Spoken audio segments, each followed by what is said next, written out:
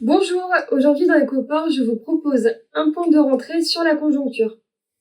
Alors au cours de l'été, un intense mouvement de baisse des cotations est venu bousculer les marchés européens et ces reculs n'avaient pas été observés depuis déjà plusieurs années.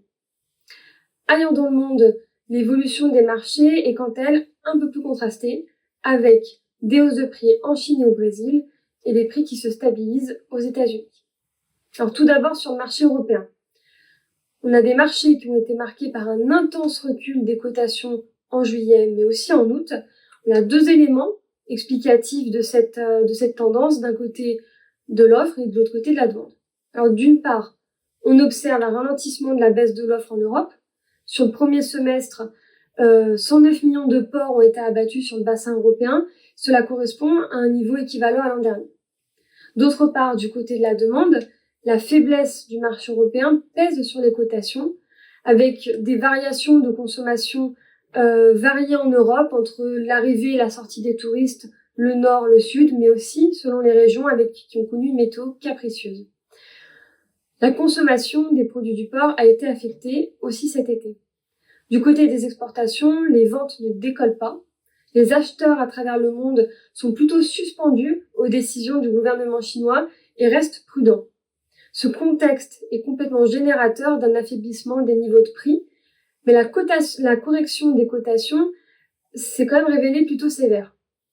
À l'exception de l'Espagne, les prix ont reculé d'une vingtaine de centimes en moyenne entre fin juin et fin août, et ce mouvement a largement été impulsé par les pays du nord de l'UE, avec une position plutôt agressive des abatteurs danois, néerlandais et allemands. Dans ces trois pays, les baisses de prix sont de 18,2% au Danemark, 14,6% en Espagne ou encore 12,6% aux Pays-Bas, si on compare la moyenne d'août 2024 par rapport à août 2023.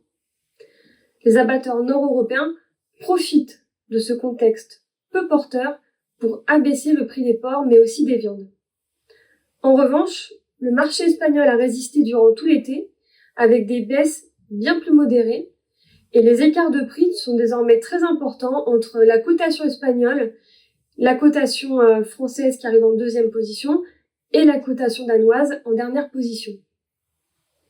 Bien que l'Espagne ait pu profiter d'un afflux de touristes au cours de l'été, à contrario des pays nordiques, ces écarts de prix ne reflètent pas totalement les équilibres offre-demande du marché européen, mais plutôt les contraintes des grands acteurs des marchés. En France, les cotations issues des transactions au marché du porc français ont aussi été fortement corrigées en août. Sur plusieurs marchés, les baisses maximales autorisées ont été atteintes. Et au-delà des équilibres offre-demande sur le marché national, les acteurs de la filière française sont aussi dépendants des évolutions de prix au nord et au sud de l'UE. Ailleurs dans le monde, les dynamiques sont quant à elles un peu plus diverses. Aux États-Unis, l'offre en porc progresse sur le marché américain. Les abattages ont augmenté de 2,4% au cours des 7 premiers mois de l'année. Cette hausse de l'offre entraîne un affaiblissement des prix cet été.